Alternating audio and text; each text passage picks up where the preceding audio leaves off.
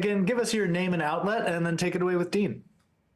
My name is Megan Patience, and I work for Beautiful Ballad. Hi, Dean. How Hi. are you today? Good. How are you? I'm good. Thank you so much for speaking with me. Yeah, thanks for having me. Let's talk this wonderful movie. So what made you want to be a part of it? You know, John Gadens and I worked on Power Rangers together, and we became quite close. And he had been working on the script, and it had been kicking around for a long time, for maybe a dozen years. And he called me and he said, was I interested in reading a weird little script about pigeon racing? And I told him that my grandfather and father were actually preeminent pigeon racers in Johannesburg, South Africa in the 60s. So I'd love to read the script about pigeon racing. And I came for the pigeons, but I stayed for the people. I fell in love with the characters and the themes that felt very sort of personal and resonant. And I wanted the pigeon racing to be a metaphor for all of that. Were you able to research more of your family's history in pigeon racing as you made this film, or did you already kind of separate the two? I just knew a lot about it because I'd grown up with my dad just telling me stories. So I knew a lot, and I spoke to my dad more about it as we got into this movie, and so heard even more stories, which was great. But my father would always tell stories about his time pigeon racing. So I felt like I had this like weird base of knowledge that none of my friends, people didn't even know pigeon racing was a sport. No, I didn't either. I didn't until I watched the movie. I was like, this cannot be real. And then it got me interested. I'm like, I am Googling this and learning more about it. And, that's kudos to you guys for, one, taking a risk on creating a movie around pigeon racing, but also the whole theme of it, the Caitlin's story to Yana's story. It's beautiful. You guys did an amazing job, and you do such a nice job working with teenagers. So what is it about teenagers that keeps bringing you back to wanting to tell their story?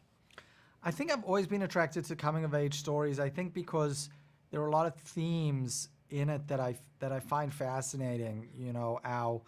It's a moment in our lives where everything feels so big.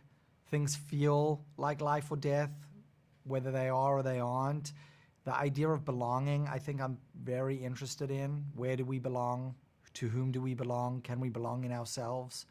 And I think this movie takes all of those ideas that I've dealt with sort of to their logical extension in a way. It's not figuratively just about life or death. It's literally about life or death. Belonging is important both in terms of the characters belonging in her home and the home she wants to save, but also trying to figure out how she sits with herself. So I think all these ideas that I've been fascinated with previously, this really takes them to a more mature place.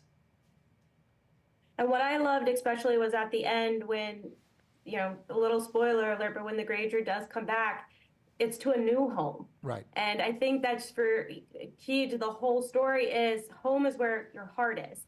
Home will change. It's not really a physical place. It's a internal place.